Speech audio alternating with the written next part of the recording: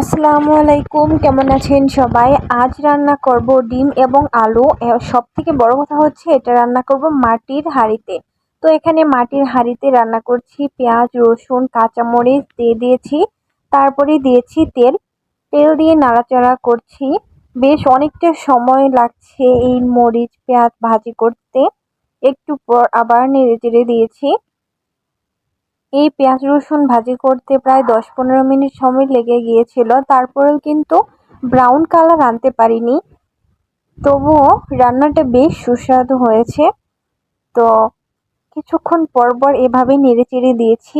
যখন পেঁয়াজ রসুনটা প্রায় সেদ্ধ সেদ্ধ হয়েছে তখন দিয়ে দিয়েছি কিছুটা পরিমাণে পানি। পানির মধ্যে দিয়ে দিয়েছি পরিমাণ মতো লবণ, মরিচের গুঁড়া, ধনিয়ার গুঁড়া, এরপর দিতে হবে হলুদের গুঁড়া। সবকিছু দিয়ে একটু নেড়েচেড়ে নিয়েছি, মিশিয়ে নিয়েছি। তারপর যখন এই মশলাটা ফুটতে শুরু করবে তখন দিয়ে দিয়েছি ডিম এবং আলু। দিয়ে ভালো করে নেড়েচেড়ে মিশিয়ে নিচ্ছি। মিশিয়ে নিয়ে ঢাকনা দিয়ে ঢেকে দিতে হবে। কিছুক্ষণ পর পর ঢাকনাটা খুলে নেড়েচেড়ে দিতে হবে। যখন পানিটা শুকিয়ে আসবে তখন এখানে ঝোল দিয়ে দিতে হবে ভালো করে রান্নাটা হওয়ার জন্য। তো এখানে ঝোল দিয়ে দিয়েছি, ঢেকে দিয়েছি।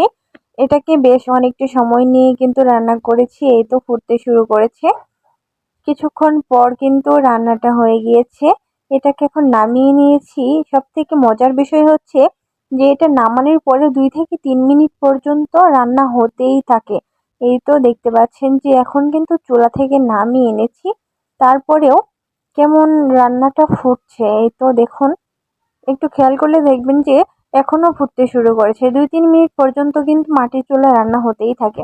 তারপর এই তো রান্নাটা নামিয়ে নিয়েছি, একটা বাটিতে ঢেলে নিয়েছি। দেখুন কত সুন্দর লাগছে, খেতেও কিন্তু খুবই টেস্টি হয়েছে।